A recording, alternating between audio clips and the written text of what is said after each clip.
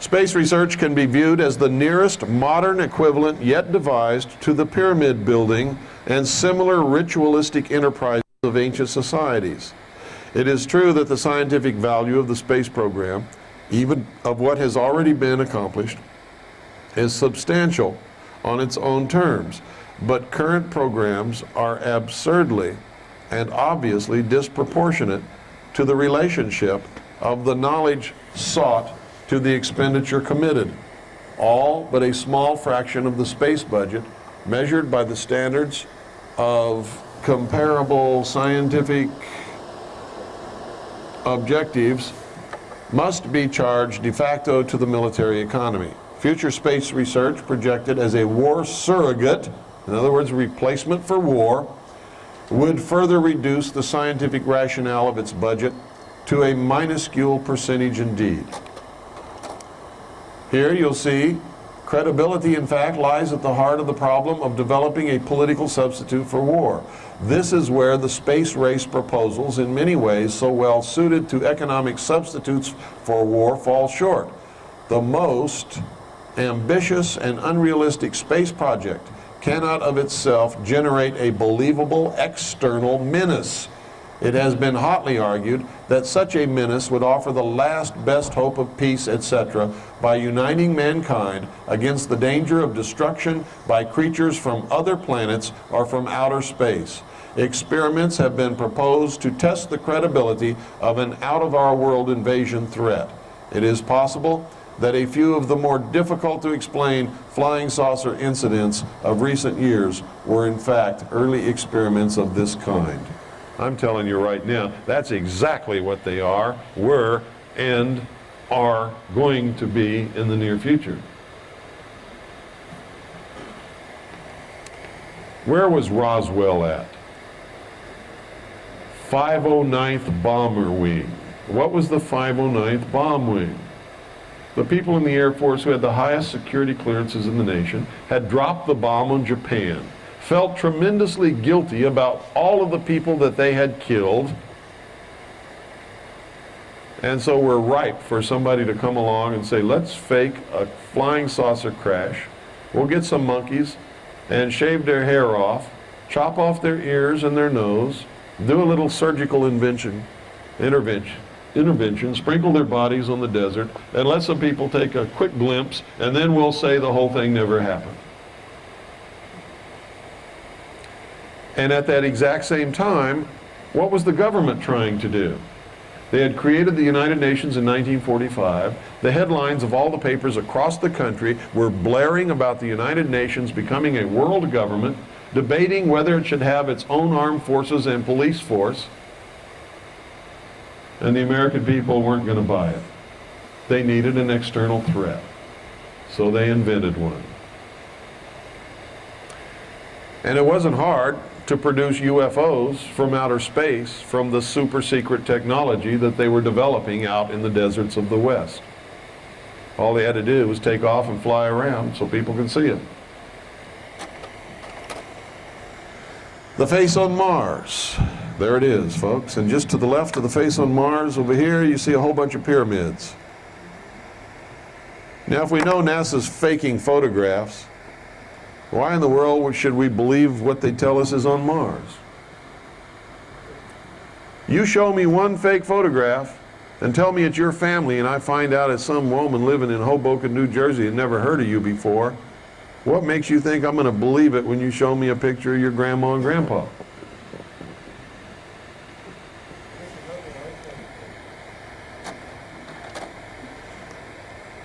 There it is, the face on Mars. Now, look up here. You ever see a square crater? Must have been made by a square meteorite. Look at this arrow. It's all black dots. The black dots, NASA tells us, is where the transmission of the picture fell out in being transmitted from Mars back to the Earth. They're dots that weren't filled in by the transmission.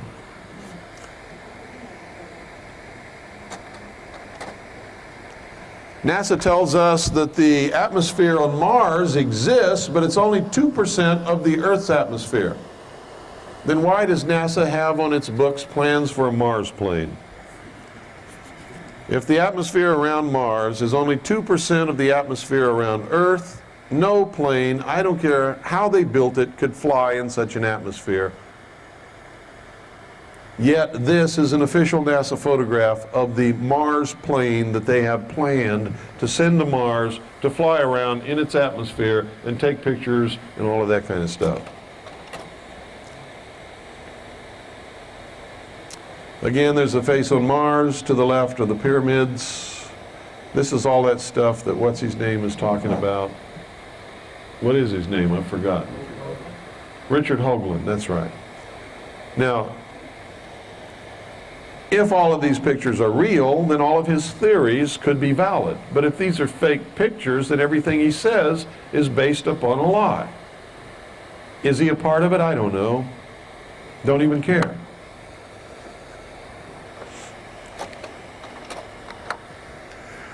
Mars photographs, which appear to have the remains of agricultural terracing.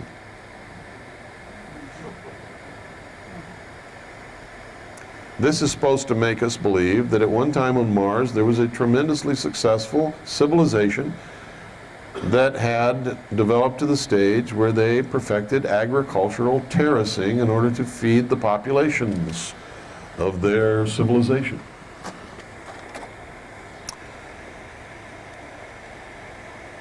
For years, when I made up these slides, NASA had been denying that there was anything called an aurora. So had the Air Force and everyone else. We now know that it exists. They've admitted it. So this is a moot point here. Now, let me give you some food for thought here. If you think I'm full of baloney, and if you think these people haven't been around for a long time, this 1917, upon a visit by the Imperial Japanese delegation headed by Viscount Ishii, John Dewey, the author of our extremely destructive educational system, destructive to the minds of our young people, said this in a speech at the dinner for Viscount Ishii and the Imperial Japanese mission. Quote, "Someone remarked that the best way to unite all the nations on this globe would be an attack from some other planet. In the face of such an alien enemy, people would respond with a sense of their unity of interest and purpose." 1917. John Dewey was a member of the Illuminati. There it is, blown up so you can read it for yourself. Years later, during the Reagan administration, Reagan said on at least 8 different occasions the exact same thing that John Dewey said in 1917. And you heard one of them on that tape. This is one here. Remarks of the President to Falston High School students and faculty, Falston High School, Falston, Maryland, December 4th, 1985. This is what he said. "I couldn't but one point in our discussion privately with General Secretary Gorbachev, when you stop to think that we're all God's children, wherever we may live in the world, I couldn't help but to say to him, just think how easy his task and mine might be in these meetings that we held, if suddenly there was a threat to this world from some other species from another planet outside in the universe. We'd forget all the little local differences that we have between our countries, and we would find out once and for all that we really are all human beings here on this earth together." Is this what's going on? Does anybody know who that is? Government. That's the creature from the Black Lagoon. Remember that movie? That's him. He doesn't look so fierce. I think he looks kind of neat myself. Friendly, cuddly, cute little feller. He's just looking for love.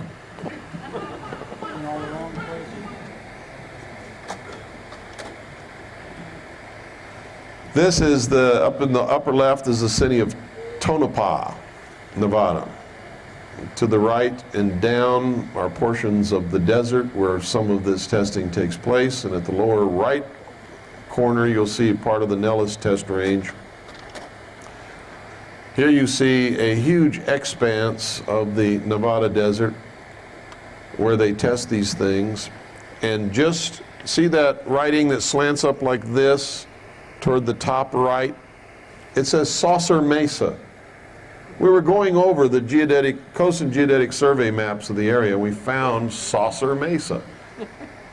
And that's, you know, I'm just pointing that out, and we don't know what it means. It could be innocent. There might be a mesa there that looks like a saucer, but in light of what they're testing out there, it's logical that it's named for something else. This is a letter sent to me by someone who worked out there, who saw crates labeled Project Red Light, and who saw the craft fly. Another one, same stuff. If you read it, they're telling me. And you see, I go by things that they say in their letter and dates that they give me that I can cross-check from other sources and determine whether or not they're telling me the truth. These people are telling the truth. They really did work out there. They really did see these things fly. They really knew what they were talking about. It was ultimately based upon these letters. A couple of years later, I went out there, snuck into the test site, and actually took photographs of these things hovering in daylight above the flight line. This is the Nevada test site, and you can see, where is it now? I believe it's right out, that's Groom Dry Lake right there. Down here is Papoose Lake. You can read all you want from Bob Lazar. Bob Lazar is full of crap. He never worked in Area 51. He never worked in Papoose Lake. He never was a physicist at Alamogordo at all. Bob Lazar was in the phone book at Alamogordo. Under the physics department, his name is listed, but he was not a physicist. He has a contract with Alamogordo. Or not Alamogordo, but the, trying to think of the name of the laboratory. Los Alamos. He has a contract with Los Alamos National Laboratory with the physics department to develop the film from the dosimeter badges to tell whether anybody has been exposed to radiation. That's why his name was in that phone book. Bob Lazar is a liar, one of the biggest liars that's ever walked upon the face of this earth. He has never ever worked in Area 51 or Papoose Lake. He never saw flying saucers, never worked on back engineering or anything else.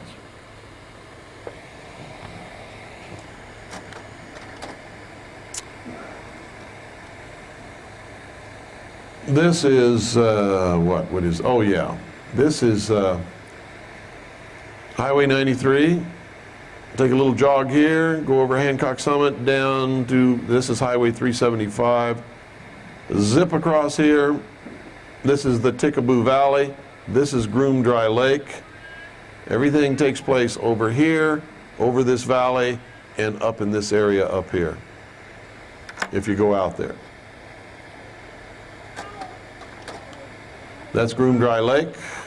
There are underground tunnels which go to other government and military installations. We have marked 2 of those tunnels on this map. You're not going to see the tunnels, they're underground.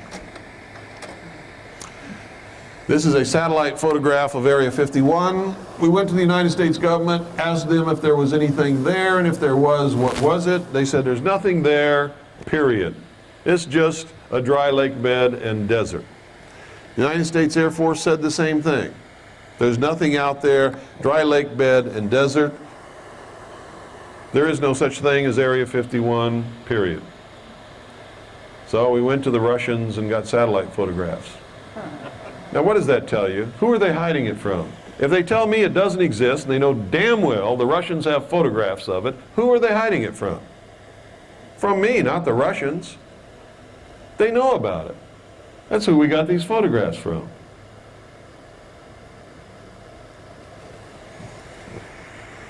This is the Groom Dry Lake Area 51 facility, taken by Russian satellite. That is a landing strip. It's one of the longest landing strips in the world. It's over 35,000 feet long.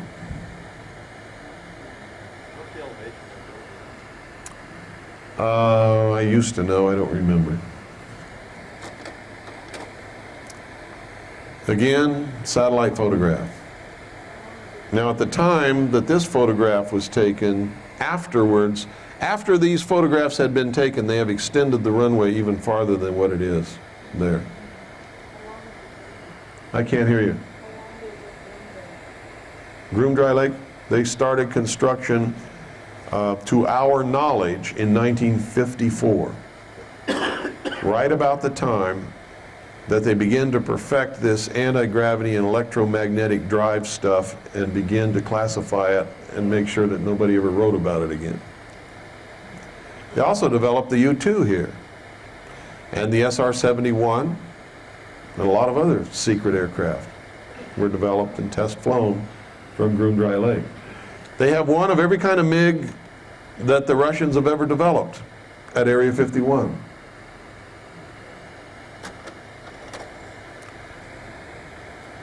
It's another photograph from satellite.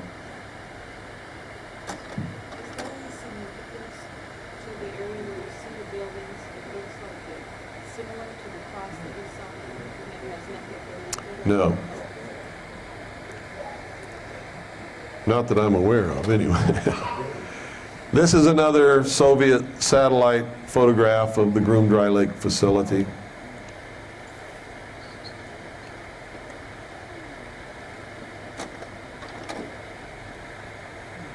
Does that run away? Pardon? Yeah, they're gigantic tunnels. Yeah, they have huge tunnel boring machines that the American public is generally not aware of, yeah. These are some of the facilities and what they actually are that we've been able to identify. Is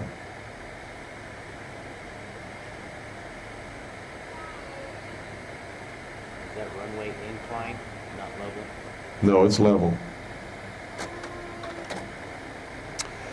Text are remarks by the President of the 42nd General Assembly of the United Nations, New York, New York, September 21st, 1987.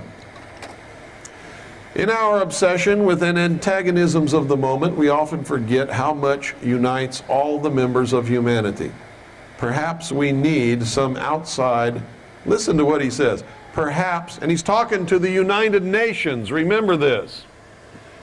Perhaps we need some outside universal threat to make us recognize this common bond. I occasionally think how quickly our differences worldwide would vanish if we were facing an alien threat from outside this world. Is this what's happening? You start reading New Age publications and they tell you that the benevolent space brothers are here to help us. And, you know, if everything falls apart, they're going to pick up the best people in the world, the good New Age people, and take them aboard their flying saucers and whisk them away to their planet. Are you kidding me? Somebody from another planet came here and took one look at what we're doing on this Earth. You think they'd take us back to their planet? Huh? Not a chance. Is this what it is? Or is this what's happening?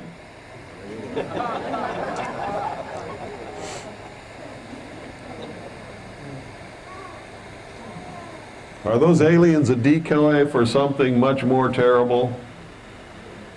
You better bet your life they are. I don't know. I found this in a magazine and decided to take a picture of it. I thought it was great. I don't even remember what magazine it was. It was a long, long time ago. And that's the end of that tray. We just got a few more slides to go here. Okay, lights again. Here's one of the best photographs of a UFO, flying saucer type craft that I've ever seen. The guy who took this was on vacation in Hawaii. Do you think he was looking at the UFO? No, he was looking at those beautiful hula dancers, and that's all he cared about. He didn't even know that he'd taken a picture of a UFO until months later when he was going through his pictures and just happened to look away from the girls and see it. He never knew it was there. This is what it is. That is a genuine photograph of a real UFO. It is not a fake. And the guy didn't even know he had it. Yeah, his wife was there too. She really was there. Pardon? I don't know if they showed it on the news or not. Now, here's something extremely interesting. Don't they tell us that Venus, the planet Venus, is covered with huge, miles thick, dense clouds of chemicals and acid and all kinds of vapors, and that the surface of Venus is extremely hot. No life could live on it. Don't they tell us that? Well, this is a cloud-penetrating radar map of Venus. That's what they tell us. They sent an orbiter up there that had cloud-penetrating radar, and they tell us this is what the surface of Venus looks like. And look how they try to perpetuate the hole at the pole theory with that silly little dimple up there. My father's flown across the poles, folks. He's a pilot. He's brought out pictures of the North Pole and the South Pole from his flights. He was at one time with the United States Air Force Weather Service, and that was his job, was to fly into the places in the world with the worst weather and make scientific recordings of temperature and wind and all that kind of stuff. There are no holes at the poles, I can assure you. So all that hollow earth stuff is a bunch of bunk. They also mentioned his star in there. way that the pole is blank, because it didn't cover it, scanning didn't cover That article. Yeah, that's what it says. But that's not what the lunatic fringe picks up. What they pick up is that there's a hole in the pole of Venus, and they're trying to hide it by saying that they couldn't scan it. I'm not kidding you. That's what they say. I've heard them. I get letters from them. Bill, this is proof that there's a hole at the pole in Venus, so the hollow earth theory is correct. I write back and say, no, the orbiter couldn't cover that area of the planet, and it's just a place where they didn't map. No, they're just saying that because they don't want us to know there's a hole at the pole. You notice in that article they made mention of Ishtar Carol? No. Now look at this.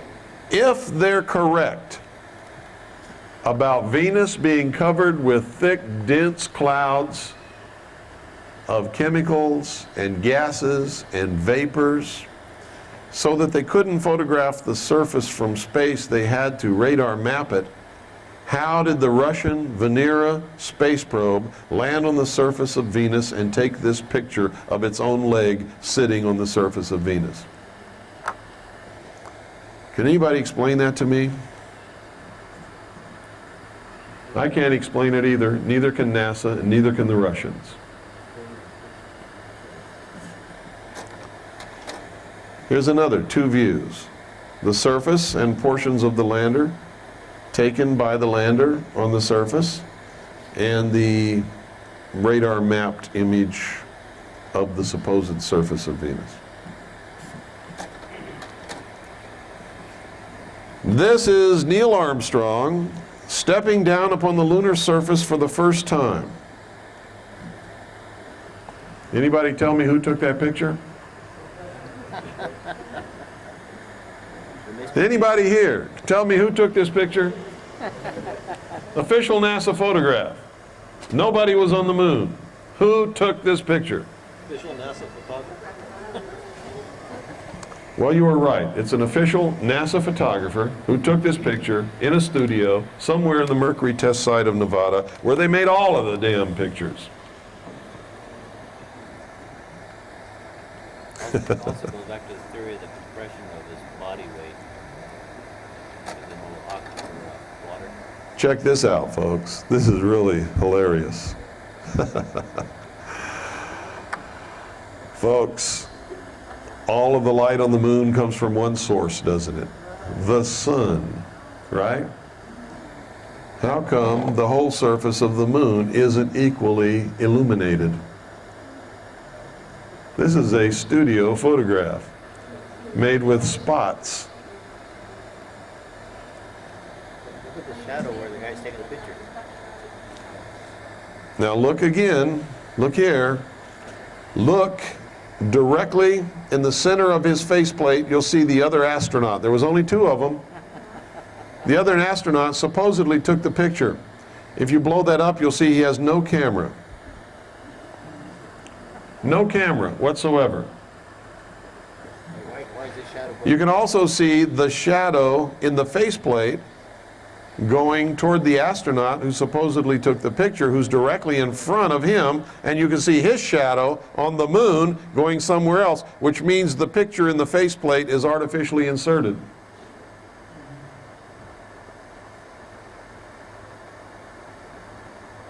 This is as fake as it comes, folks. And you don't have to have a photography degree to see it. I'll tell you something else about the moon. In space, the sun and the stars are so bright, ladies and gentlemen. Illumination is even over everything. There are no dark and light except in shadow. When they did this, they had no latitude in the best film that we could produce. Exposure had to be perfect. So if those cameras exposed to see detail where the light is hitting, you would see absolutely nothing in the shadow because the film had no latitude. If you exposed to get some detail in the shadow, all of the places where the light hit would be totally washed out. You wouldn't see anything. It would be overexposed. This is a studio shot made by a professional photographer who set up the lights so that he could get an even exposure and detail in the light and the shadow. Yes? You got to talk real loud. A friend worked for some branch of NASA or something, and when they took the photo of him supposedly first step on the moon, and when he was working in the building and they showed it for the first time, it was totally different from what they showed on TV that time. Yeah. And something about he could see a building in the background. I don't know if he It's all fake. The Apollo moon landings were faked. All of the film, video, and pictures that they have shown the public are fake. They're phony. And it's easy to find out. Look at the shadows. Look at the difference between the light and the dark areas. Could not possibly capture that on film. Not only that, folks, but look at the shadow that he's casting on the surface of the moon. How come you can't see anything there? Because somebody is standing over here with a fill card. If you're a photographer, you know what that is. It's just a white sheet of cardboard that reflects some of the light back into the shadows of the astronaut, but they're not bothering to reflect any down under the shadow that he's casting from the spotlight behind him onto the artificial ground that they've got there. What do you think is the most that has really been accomplished in terms of spaceflight? I have no idea, but they didn't accomplish it the way they said they did, if they've accomplished anything, or with the vehicles or the spacesuits that they say they've accomplished them with. Have you seen orbit our planet? Yeah, we can orbit our planet. But with the vehicles that they say have gone to the moon, they couldn't even get through the Van Allen belt. That's what I want. The Van Allen belt is so radioactive that those craft that they say they went to the moon in do not have enough protection to shield them from that radiation. Period. Besides the temperature up there is hot. You better believe it. 2,500 degrees. Van Allen. You can send unmanned vehicles anywhere you want, yeah. 500 miles. The problem is getting a man out there. The problem is just getting a man through the Van Allen belt that surrounds the Earth without making crispy critters out of them from the radiation. Right. Aviation Week and Space Technology. This was November 21st, 88? This is the text page of an ad that appeared in there. an Amoco ad about oil. There's nothing in this ad that would suggest that the facing page, a part of this ad, would be this cute little fellow. We called Amoco and we asked them, where'd this come from? It's a neat ad. We really like it. We want to compliment you. Where did you get the model? Oh, it's a 12-inch high statue that we had an artist make. But it's not. This is not a photograph of a 12-inch high statue, even though they say it is. And I'm going to show you why. If anybody that wants to can get up there as close as you can see hair. You ever seen the hair on a baby's butt? Real fine, silky hair, almost microscopic. Go up there and look. It's on his neck. It's on the neck of this thing, the same hair.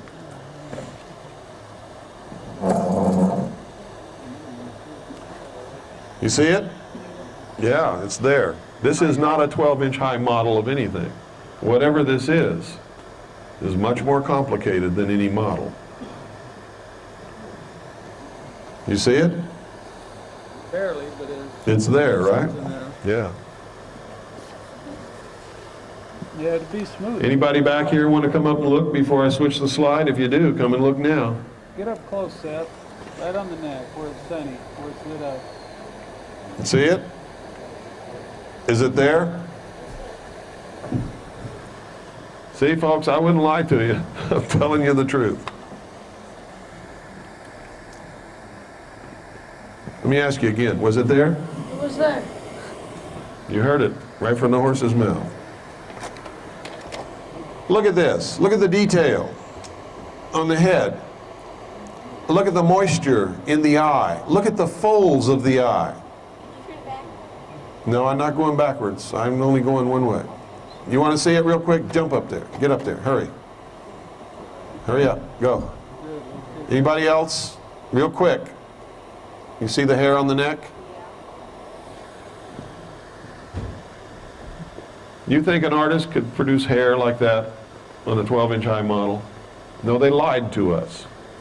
Could they produce hair like that on a 12-foot model? Maybe. Maybe.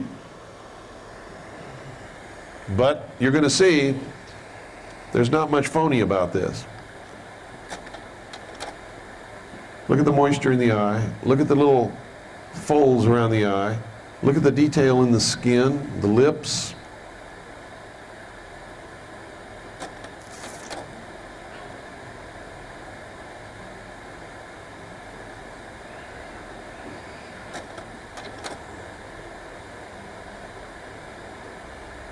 Look at the creases on the neck.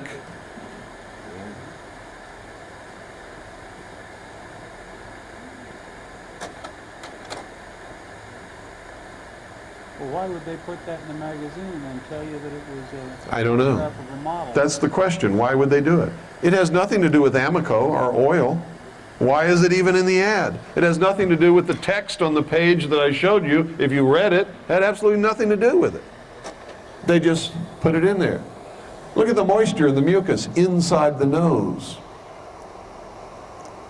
Look at the lines and the bags under the eyes.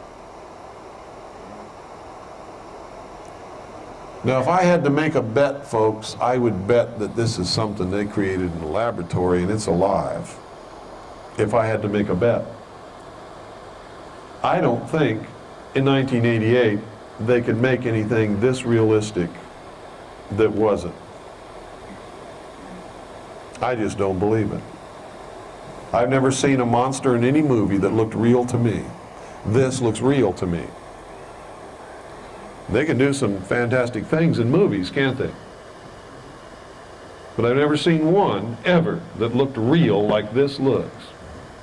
Now, I'm not telling you that this is alive or this is real. I am telling you that they have genetic laboratories across this country where they are experimenting on cloning and on creating life different from life as we know it, and where they have been experimenting on the human genome to identify all the genes.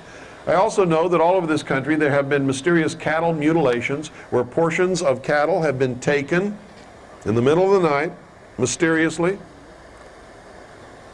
And some of the things that have been taken have been cow's eyes. Does that look like a human eye? No. Does it look like a cow's eye? Sure looks like a cow's eye to me. Is it? I don't know. And I'm not saying that it is. I'm just saying this is really weird.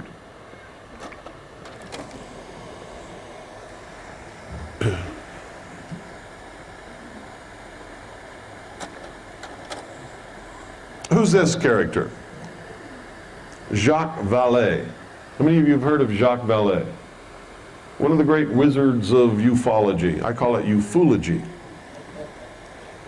He's identifying himself here as a member of the Illuminati. As his portrait was taken, he put his eye in the triangle.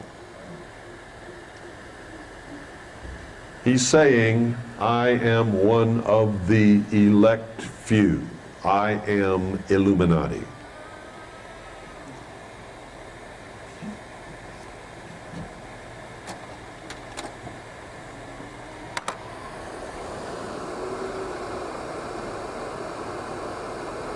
Oh, this is Dr. Kurzweil, Stephen Kurzweil. He called me up one time and said, Bill, you're never going to believe this. I said, well, first place, tell me who are you? I don't even know who you are. He said, I'm a doctor in New York City. And I was recruited by Bud Hopkins, who's one of the so-called well-known abductee researchers who writes books about this stuff, to be a member of a research team to record the progression of mind control experiments on people to make them think they've been abducted by aliens. And the guy that recruited me is Bud Hopkins, who's identified himself to me and shown me his identification as being an agent of the Central Intelligence Agency. And I said, well, are you going to do it? He said, well, I already did it. And when I saw how these people were being treated and then just dumped out in the street, not knowing what happened to them, and having their minds all screwed up by these people, I objected, and now they're trying to take my medical license away. So he sent me all the paperwork for the Medical Board of New York City and all this kind of stuff, and the testimony and everything. And I investigated it, and I sent a whole stack of research that I had to the medical board and sent them a copy of my book. And we managed to save this man's license and prove that Bud Hopkins is a member of the Central Intelligence Agency. And there's Stephen Kurzweil's affidavit. And this is all on record in the state of New York for anybody who wants to investigate it. Read that. It's incredible. And it just verifies what I wrote in my book, that everybody at the top of the pyramid in the ufology movement are all Central Intelligence Agency operatives, including Stanton T. Friedman, Bruce Maccabee, who has already admitted after I named him as a CIA agent, and everybody said, Bill Cooper's full of crap, he's calling everybody CIA. Bruce Maccabee then admitted that on a regular basis he gave briefings to the higher echelon of the Central Intelligence Agency on what's happening in the UFO movement. John Lear has admitted that he has been a member of the Central Intelligence Agency for most of his life, flew drugs for Air America in and out of the Golden Triangle in Southeast Asia, and still works for a CIA proprietary airlines based out of Las Vegas, Nevada. And on and on and on and on and on. I could go on and on and on. It's incredible.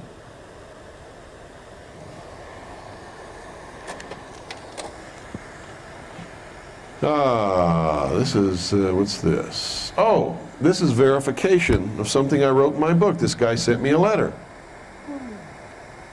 And he verified that when he was in the Air Force, he also saw the message from the Joint Chiefs of Staff, which ordered all members of the armed forces not to take any further orders from the White House.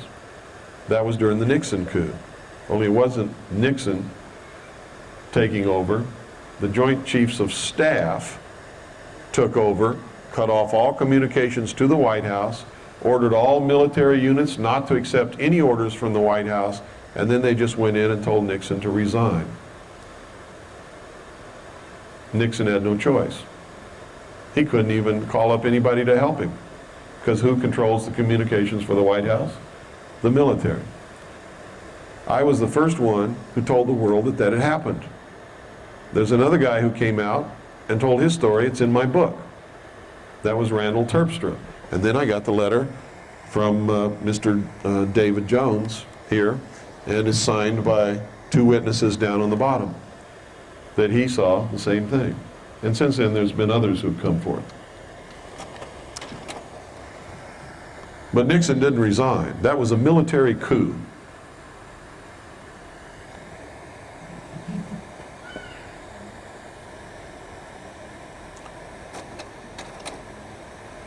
Put Ford in just to have a stuffed doll in there? Or Yeah.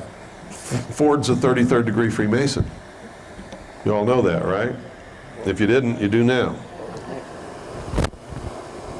Who's Nixon? Not that we can't find any proof that Nixon was a Freemason. We can find proof that he was CFR and all this other stuff. I threw this in here because I keep hearing this stuff, that I'm just one lonely, helpless human being, there's nothing I can do. I don't have any money, I got to support my family. And then I have other people who come up and say, Bill, do you have any heroes? There's my hero. It's my hero. My hero. I love that man. He is an example of what a hero really is. That's Tiananmen Square. One lonely, solitary, helpless, broke, enslaved individual had the guts to stop 17 of the biggest, most terrifying, most dangerous killing machines that have ever been built in the history of the world by himself. Can you imagine how lonely and how scared he is standing there? He's my hero. He's not even an American. He's a Chinese boy. why do you think they didn't squish him? Pardon? What logic caused them not to just squish him? Who knows? But they didn't. Maybe they were as impressed by him as I am. Did they investigate something about him though? Of course. You think they would let him get away with that? They threw him in prison.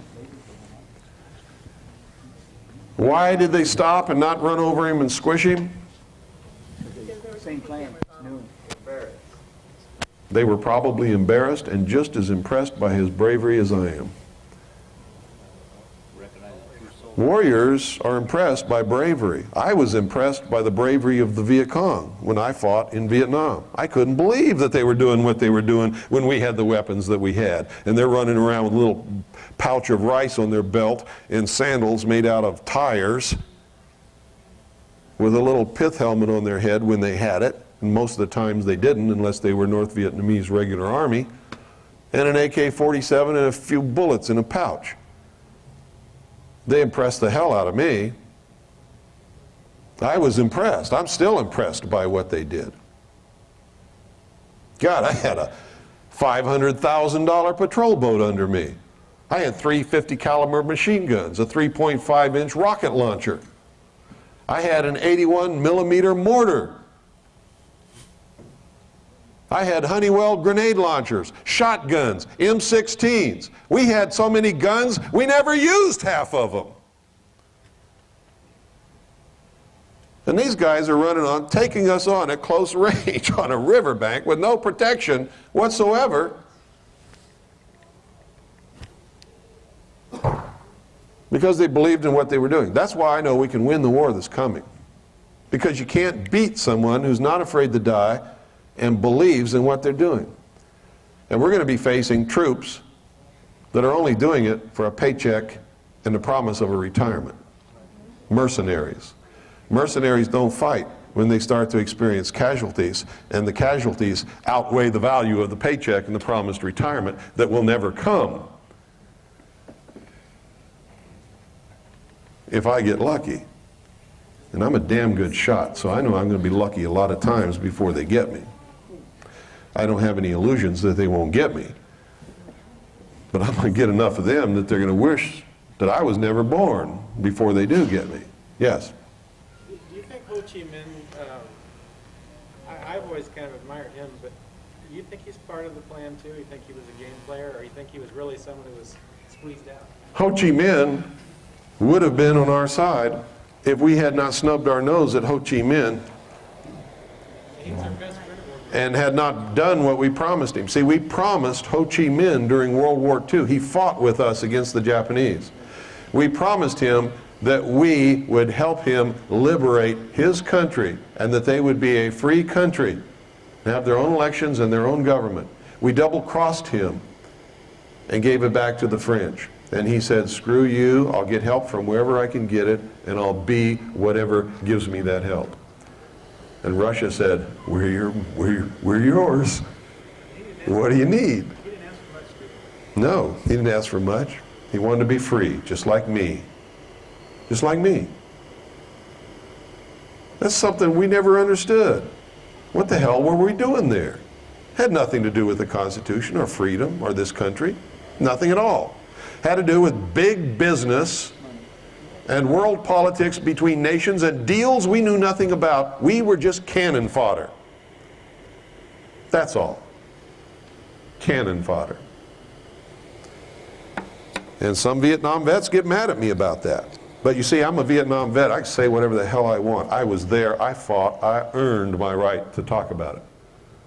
We were lied to, misused, and abused. If you want to pretend that what we did was heroic and wonderful, you go ahead and do that. Me, I don't like lying to myself. It's just not true. Most soldiers who ever fought in the history of the world were used, abused, and were cannon fodder, thinking they were doing the right thing. We all thought we were doing the right thing. We had noble aspirations when we went. Like I told you before, nobody sets out to do wrong. They believe in what they're doing, and they wouldn't be doing it. They were young boys and they were brainwashed. That's right, we were all young boys, stupid young boys. Me, about as stupid as they get. Yeah. This is what? I need lights off. This is introduction to the initiating group. Let me see, what is it? Oh. This is from the RAND Corporation.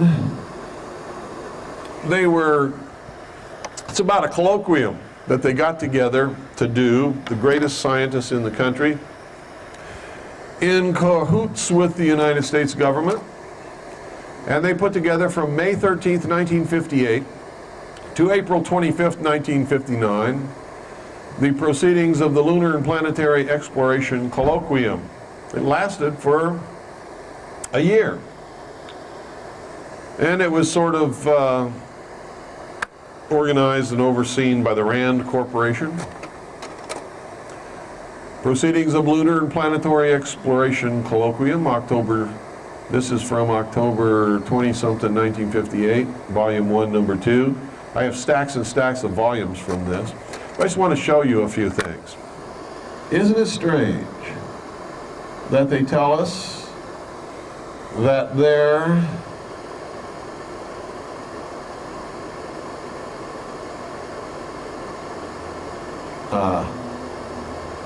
it's hard to focus this. Oh, this is what I'm looking for.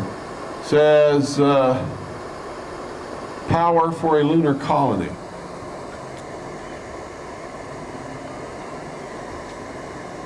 Where to land on the moon. Observation on Mars and Venus. I didn't even know we had any observations up there on Mars and Venus at that time. But apparently they did. Program of lunar and planetary experiments.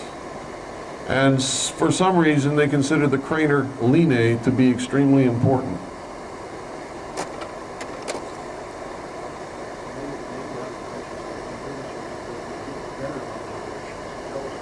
It could be. And this is just another thing from that flying saucer article. And that's it. One of the strange things I thought I had it in this slide tray, but I didn't. On one of the contents of one of these colloquium proceedings, they talk about the atmosphere on the moon. which is something they've always denied. But that group of scientists didn't deny it. It was listed right in the proceedings that they were studying the atmosphere of the moon. So that's that. What time is it?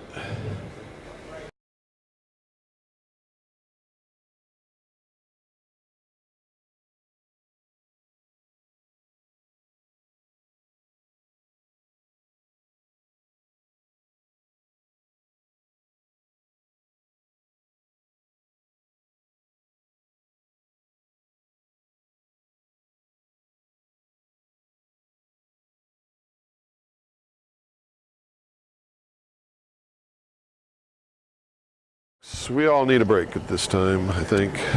Toast. The damn blue. Glue? The blue, the view. Oh, yeah, yeah. Yeah.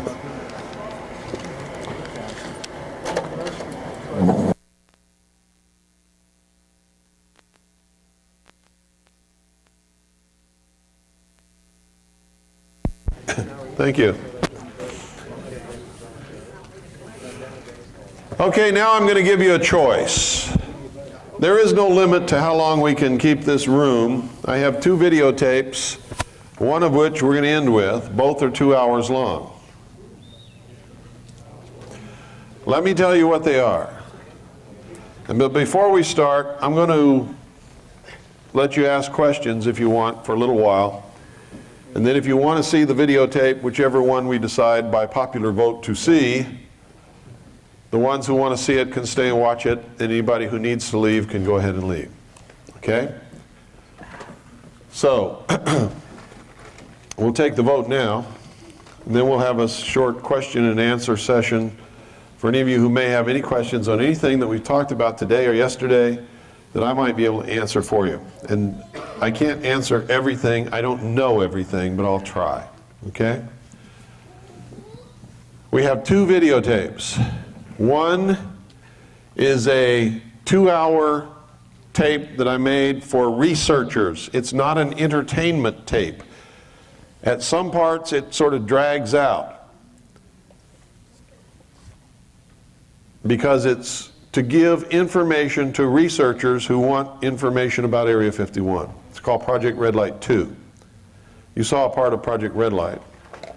Not the whole thing, but Project Red Light 2 is the second one that I made about Groom Lake and has an awful lot of essential footage in it for people who are just interested in researching Groom Dry Lake.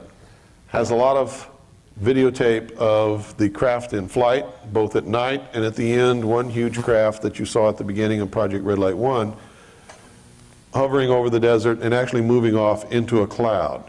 It's a different filming of the same craft at a different time, under different circumstances, but it's the only footage like it of its kind. And you'll see the whole area. You'll even see Groom Dry Lake. Yes, baby. You'll even see Groom Dry Lake filmed from the top of what we call Whitesides Mountain, which the Air Force has now... Daddy. Yes, baby. Daddy. Hi. Daddy. Want to say something? Hello.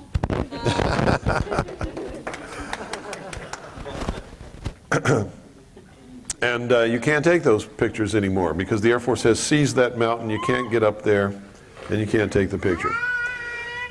The other one is what we call the last will and testament of the Branch Davidians. And everybody on that videotape is now dead except for one black woman who lives in England now.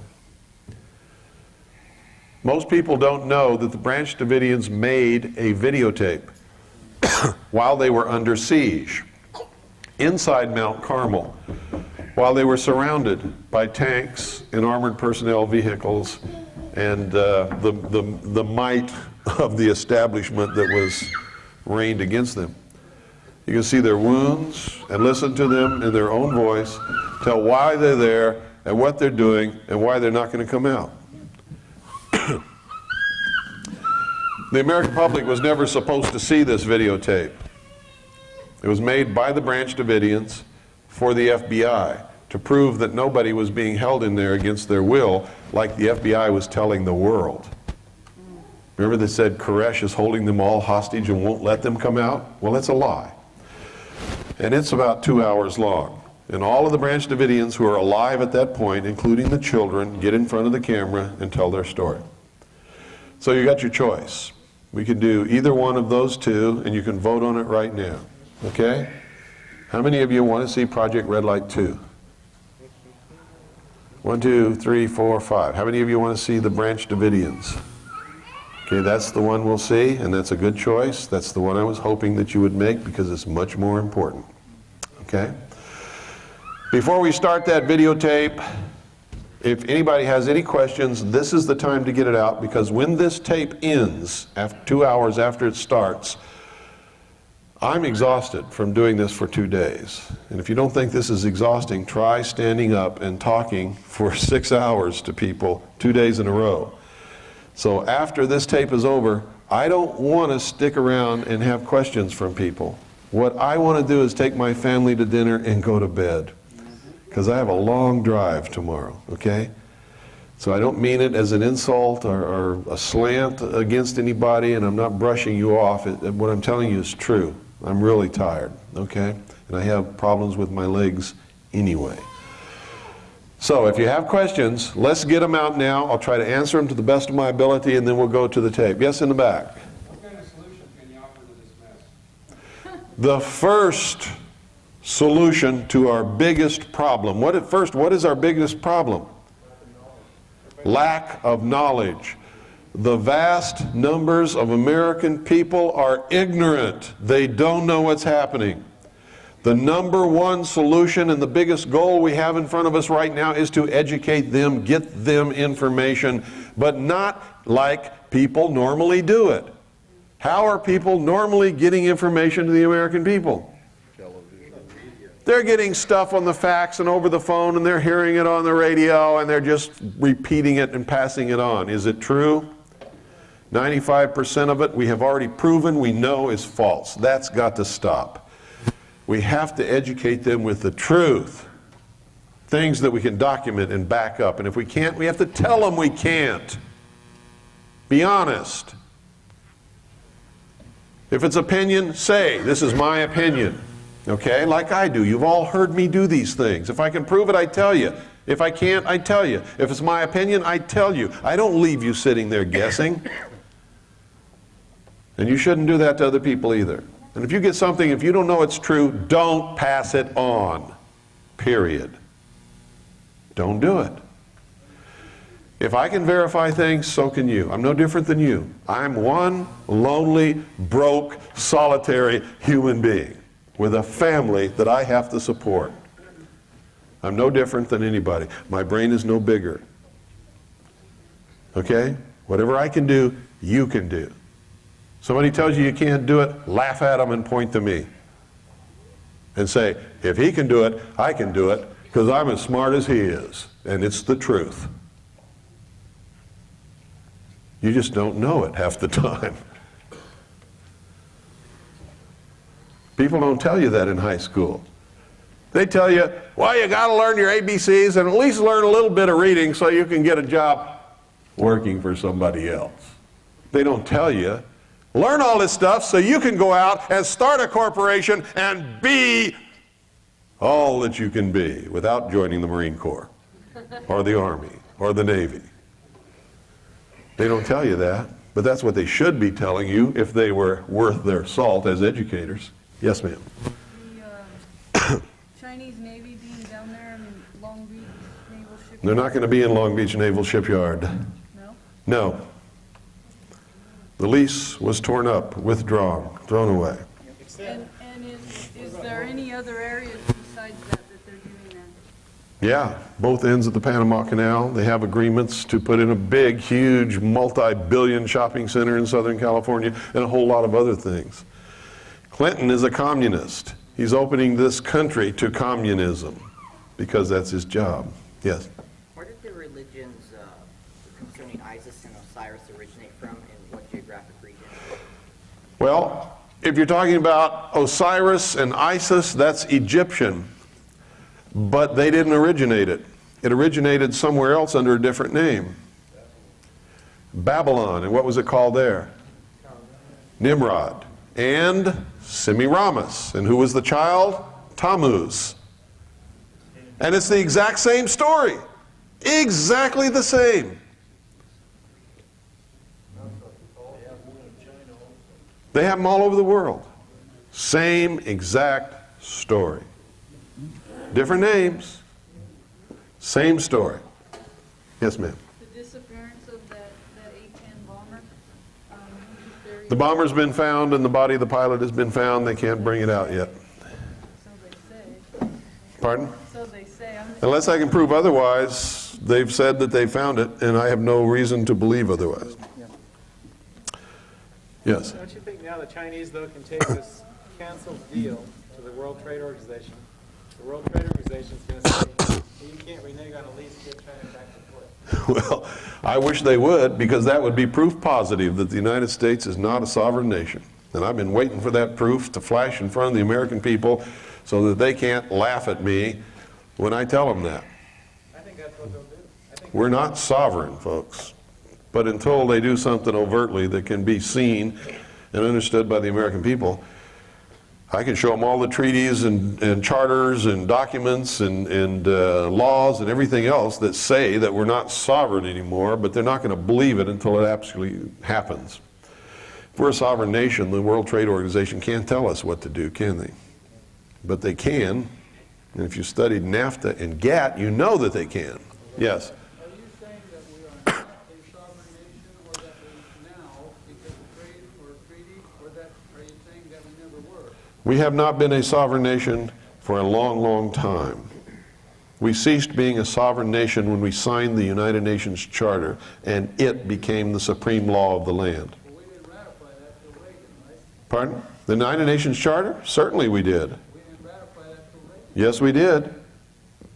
Yes, we did. Before Reagan? Yes.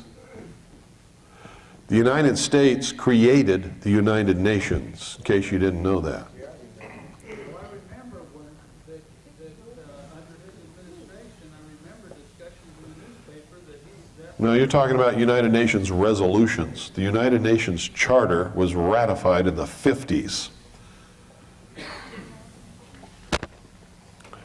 by the United States Senate. Yes, sir. Do you have any knowledge of the process which levitates the flying saucers and what fuel they're using to power them? No. All I know is it's something to do with electromagnetic force, whatever that is. And probably has an awful lot to do with an awful lot of patents that Nikola Tesla applied for and obtained many, many years ago. Yes, sir. In one of the last chapters, the last chapter of 2001, about Lucifer's star rising. Uh-huh. Talk about that. Why is that put in there? What are they alluding to? Besides the very obvious. Well, Lucifer's star rising, well, let me, gee, I hate to get into that because it's a whole other lecture altogether. In fact, I'd rather not, because it'll take up an awful lot of time, and we don't have all of that time. Yes? One of my big concerns, while I understand what you say about militias, I am concerned with affiliating myself with people that either don't have all their brains together or could possibly be infiltrated by government agencies. So how do you organize yourself with people who are wise enough to follow your advice about militias? Well, that's a tough one, because people being people, you can't always be sure of anything with people. We've all learned that in our life. People will tell us something for 6 years and then prove exactly the opposite the next day. You know? And how many of us have been married to people or have been in a personal relationship with someone we thought we knew, and then all of a sudden we find out it's not the person we thought they were at all? How many times has that happened to all of us? How many times have we been betrayed by a best friend? There is no certainty of that. What you have to do is bring the militia into being and then educate, educate, educate, educate. Uniform Code of Military Justice, Constitution, the laws of the state and the nation. Spell it out. Make them understand. And anyone who doesn't understand or demonstrates they want to go contrary to the law and the intent of the Founding Fathers in the formation and the the organization and operation of the militia, you have to say, you're out of here, bud. And if the rest of the membership goes against you, then you have to get out of there. Because you can't be a part of something that's not right, that's not lawful, that's not constitutional, with a bunch of people who might do something stupid like these assholes down in Texas who have now taken a hostage and shot somebody. I forgot to tell you, they shot the guy in the shoulder. Stupid! These guys have sealed their fate. They're going down. And ain't nothing in the world can stop it from happening. Because they're wrong. And no one can support them when they're wrong. Yes, ma'am. Do you feel that the flooding in the Midwest that's going on right now, and they're evacuating the people, are they in there to take weapons and put the people in camps, or what? No, it's really flooding. It's really flooding in the Midwest. They're really losing their homes. They really need help. No, it's not a scam. It's real. If you don't believe me, call there. And if you can get somebody to answer a phone that's 3 feet underwater, you'll find out. It's real. Tied in with that is I hear things about the HARP system where they can control the weather and knock your cars out and communication. Yeah, but see, here's the thing I'm trying to get across to you. You hear these things. When you hear them, why don't you turn to the guy or the girl who tells it to you and say, can you prove what you just told me? It's radio stuff. It doesn't matter. You can call that radio station and talk to that person. Say, can you prove what you just said on the radio? Well, then why are you saying it? I've heard it in a couple of forms. One was from a guy that worked on the system. The HARP system. Did you give it any credibility? Give what credibility? The HARP experiment is there. It's an experiment. Nobody knows what it can do because it's just started. They've only turned it on twice that I know of to conduct atmospheric tests with people who have ham radios to see if they could receive the signals that they were transmitting from the Alaska HARP site. HARP is designed to heat up the ionosphere and create a lens effect. They don't even know what it will do. They have some theories. They have told us what their theories are. If they're telling us the truth, it won't do anything harmful. But they don't know what it will really do, and neither do we. We know that they're fooling around with Mother Nature, and they're changing the nature of a layer in the atmosphere by heating it up to create a lens effect whereby they can transmit radio signals and other things to places where they normally couldn't do it much easier. This is what they tell us. But if you heat up the atmosphere, what are you affecting automatically, whether you want to or not? You're affecting the weather. So we know that whether they intend to or not, whether it's their purpose or not, they're going to have an effect on the weather. That's scientific fact, and you don't have to be a genius to figure it out. If they heat up the atmosphere, it's going to change or affect the weather. Is it going to be a big change, a big effect, or is it going to be minor? We don't know, and neither do they, because the experiment has just started. And all this stuff you're hearing people say is bullshit. They don't know what they're talking about. They're the fear mongers. They're the people who want to sell you some book or something. It's crazy. Somebody asked me, not somebody, counting yesterday and today, about 50 people have asked me about Val Valerian. How many of you have heard of Val Valerian? How many of you have heard of the Matrix? Well, somebody is in here because somebody in here asked me about it. I got the answer I was looking for. Okay. Val Valerian, when he wrote The Matrix, was a captain in the United States Air Force Office of Special Investigation Counterintelligence Division. He is a close buddy of John Lear, who is an operative of the Central Intelligence Agency. Together, they wrote The Matrix. Now, what does that tell you? What does it tell you? Disinformation. What was the subject about? Oh, man. What a question that is.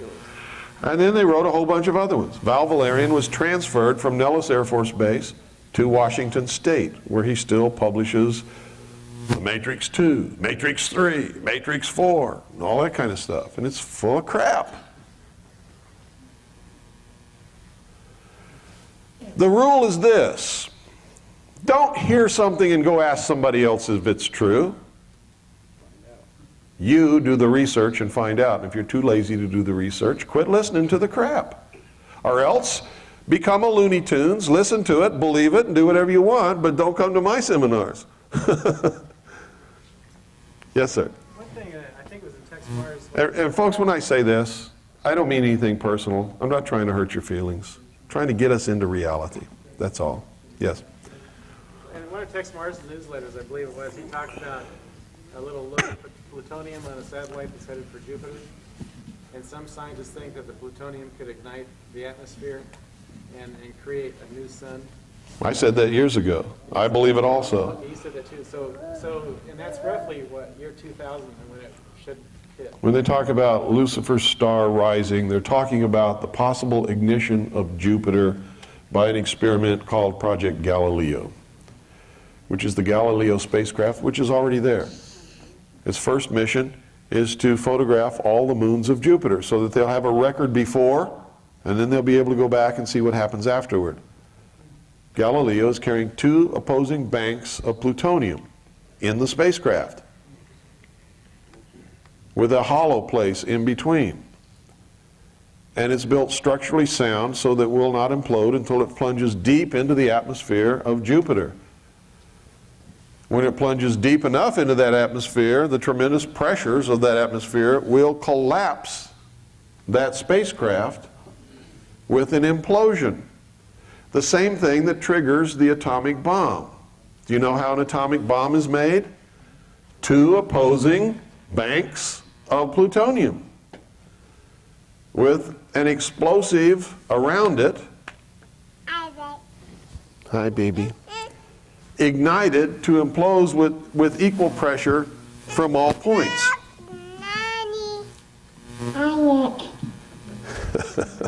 Thank you, my dear. So that's the same thing that's going to happen with the Galileo spacecraft. And NASA will admit to you. They've admitted it to me and many other people who've asked them. What's going to happen to it? Well, after it photographs the final moon, which is Io, closest to Jupiter's surface, it will go into a decaying orbit around Jupiter. And around December of 1999 was the date they gave me, it will plunge into Jupiter. When it reaches the depth where the pressure is great enough, it will implode, driving these 2 banks of plutonium together, and it will create an atomic explosion. They should have your computer turned off that day, right? Yeah, absolutely. But here's the danger. See, an atomic explosion on Jupiter is not enough to ignite Jupiter into a sun. But if that spacecraft is deep enough within the atmosphere to cause that implosion, and the atomic explosion takes place at a depth in the atmosphere where the pressure is strong enough to hold that explosion, it will turn from a fission reaction into a fusion reaction, and Jupiter will become a sun. I have talked to scientists who say, yes, it can happen. I have talked to scientists who say it's ridiculous, it could never happen. I have talked to scientists who scratch their head and say, I don't really know. I have talked to Arthur C. Clarke, who wrote the book about this really happening. And he said that when he wrote the book, NASA was extremely interested. Allison, stop. Come here, right now. Thank you, baby. I love you so much. Go with little Pooh. Go with Pooh. You got her? Boy. Hey, you. Go with Pooh. Okay. Bye-bye. See you later. Arthur C. Clarke said when he wrote the book, he was grilled by NASA. Now, how do we know NASA's in all of this stuff?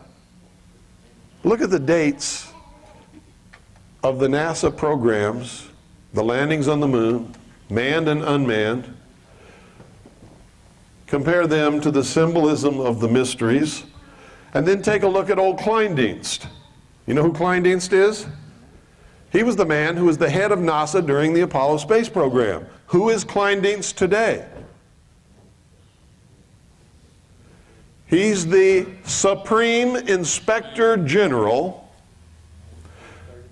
of the 33rd degree of the Scottish Rite of Freemasonry in the House of the Temple in Washington, D.C.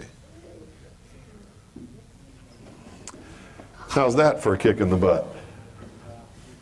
Does that mean he's top dog in there? Or? Yeah. He's the big cheese. Yes, sir. Yes, concerning the people who are dealing with the obelisks and the reflecting pools, are these people behind this actually enslaved to this religion, or are they just using the symbology as a way to communicate? They're not enslaved to it. They believe in it. They believe that what they're doing is the best thing for all of humanity. It's their religion. And what is that religion? All of these things, the symbols are just a way of expressing a metaphor. And the metaphor is this, that man was held prisoner in the Garden of Eden by an unjust, vindictive God. He was set free by Lucifer through his agent Satan with the gift of intellect, the use of which mankind will conquer nature and the universe, and man will become God. So it is secular humanism. It is the religion of Marxist socialism and communism, and has always been that religion and nothing else. The enemies of freedom hide behind many different veils and occupations and names and organizations, but when you come right down to the very bottom of it, they are always socialist, communist, secular humanists. That is their religion. Always. The obelisk is the symbol of the generative force, the intellect, thought, desire, action. Remember what I taught you? Okay, any other questions? Yes? Okay, when we had the Apollo 13 disaster and the Challenger disaster, how widespread was the knowledge of Ben that something was going? I don't know, to tell you the truth, but it would have been in the upper echelon. The very number of the mission would have told the initiates what was happening. It was the death of the space program, wasn't it? Never went to the moon again, or anywhere else for that matter. And a new NASA was born out of that event. And they went to the shuttle program. The death, the rebirth, the resurrection as something different. A question on the obelisks. Do they all work in concert? People in South America talk with people in Yes. North America, et cetera, et cetera. Absolutely. In all the great cities in big cities of the world, there Yes. are obelisks. So do they all mean exactly the same? Exactly the same thing. We had the opportunity to see them in a lot of countries, but never knew what it meant. Let me tell you how widespread this is. How many of you know about the Gorbachev Foundation? What is the flag of the Gorbachev Foundation? A green cross on a white field.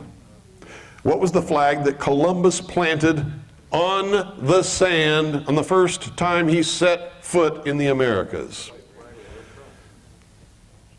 A green cross on a white field.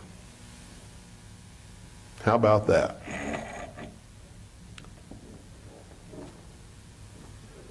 Why did he do that?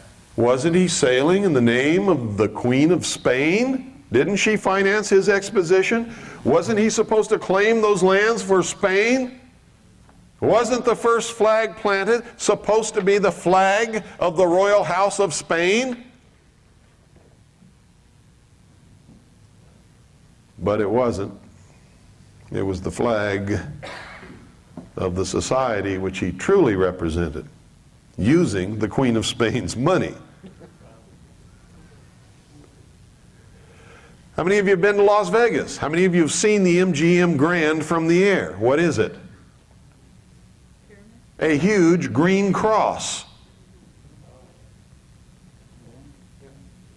At the entrance, there is a huge lion's head. And what is the lion head staring at? The Luxor. Staring directly at the Luxor Hotel. What are they building out there? I mean, what is it?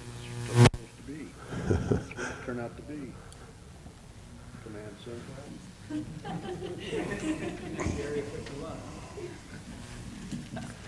Yes, sir. What's your views on Borda killing himself? Admiral Borda was murdered. I mean, have you heard any more, do you have any more information than that? I've got lots of information. We published the whole story in our newspaper. It might be over there. He shot himself in the heart twice. That's tough anyway, isn't it? Oh, it's really tough. And a military man would never shoot himself in the chest with anything, and especially a .38. Admiral Borda, if he was going to shoot himself, would have shot himself in the head with a .45. And he wouldn't have gone out on the lawn to do it. And he left supposedly 2 letters, which they won't let us see because they weren't signed.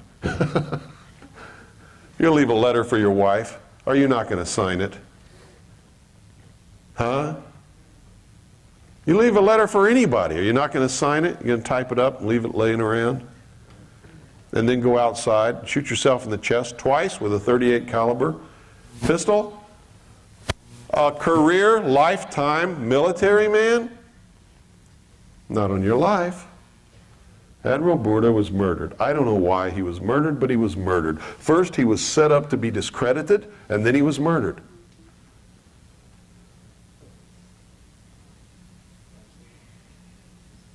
Yes?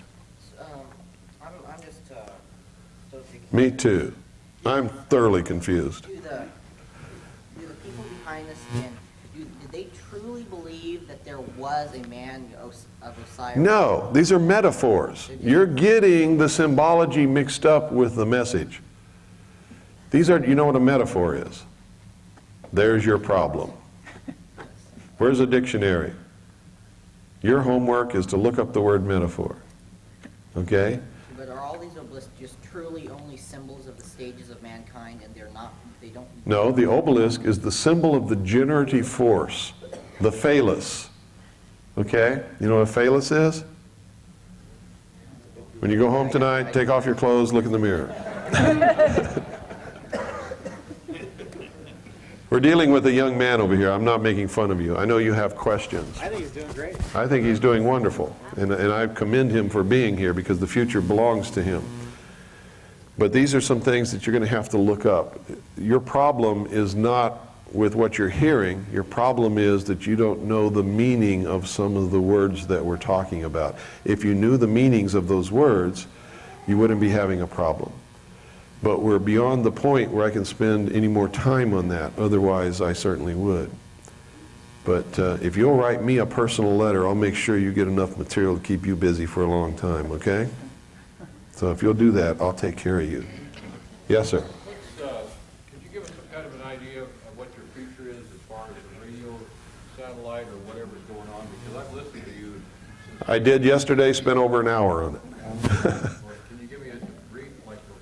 All I can tell you is I'm on satellite GE1, transponder 7, 7.56 audio right now, where we have a worldwide freedom radio network.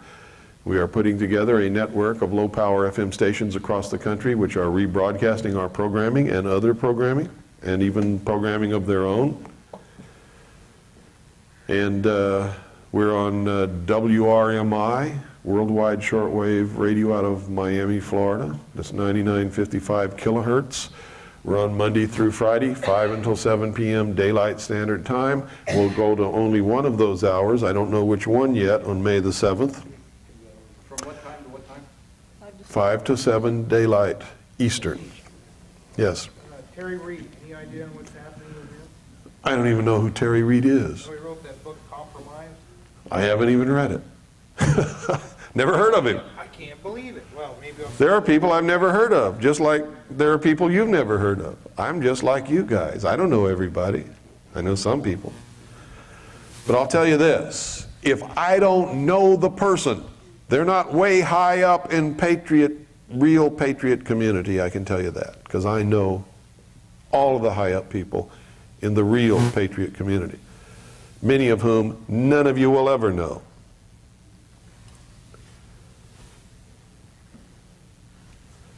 Okay? But that doesn't mean he's not a good person or he shouldn't read his book. I don't know who he is, never read the book.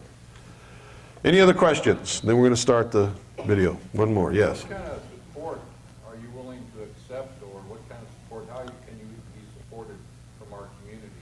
What kind of support are you talking about? Whatever it takes. I mean, it's not cheap to run a radio station. No, it's not. If anybody wants to make a donation, they can make it out to the Independence Foundation Trust, which is the only trust that we have that can accept any kind of a charitable donation. And then the purpose of the trust is to save the country. Every penny that goes into that trust goes toward doing that, educating the American people. Okay? If you want to contribute to the phone uplink fund, to the satellite uplink for the Worldwide Freedom Radio Network, you can make those donations out to Harvest Trust. Those are different kinds of donations from the listenership of the network. If you want to contribute information, just send it. Don't ever call me and ask me if I want something. The answer is always yes. And I don't even care what it is. If it's information, I want it. If it's a book, I want it. If it's a newspaper article, I want it. If it's something that came off the Patriot Facts Network, I don't ever want it. Never. Okay? Yes, sir. Is this entire program going to be on audio or video? It's on video. You can order it right back there. It's $45 a day. It's 2 tapes, 6 hours each day. And I think there's $5 postage and handling. If you want both days, it's $100, including postage and handling. I didn't set it up. I didn't do it. I'm just telling you what it is because you want it. See Doyle, he's the guy handling all that stuff. I came here by invitation.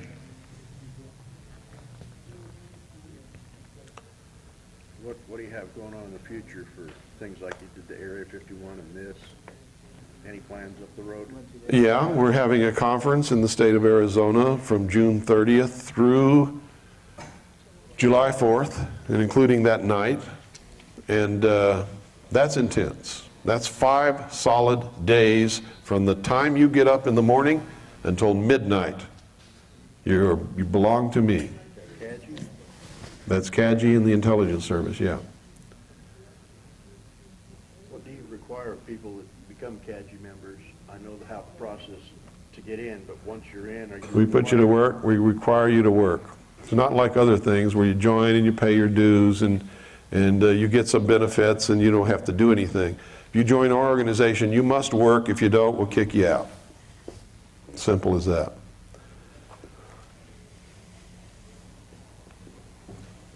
Our focus is something different.